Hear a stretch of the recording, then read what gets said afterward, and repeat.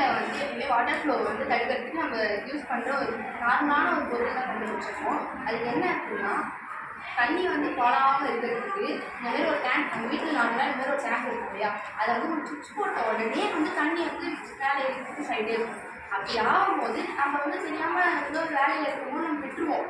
அது ஃபால் ஆகி போயிட்டு இருக்கும், தண்ணி வேஸ்ட் ஆகும். அது வந்து எல்லாருக்கும் தண்ணி வேஸ்ட் ஆகும்.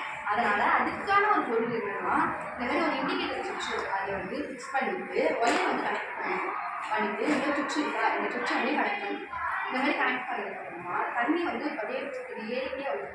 அது வந்ததுக்கப்புறமா நம்ம இந்த இது பண்ணோடனே இந்த ஒயர் கனெக்ஷன் இருக்குங்களா, அதனால் இந்த சுவிட்ச் ஆன் பண்ணி இல்லையா, அதெல்லாம் சவுண்ட் வரும். சவுண்ட் எப்படி இருக்குன்னா,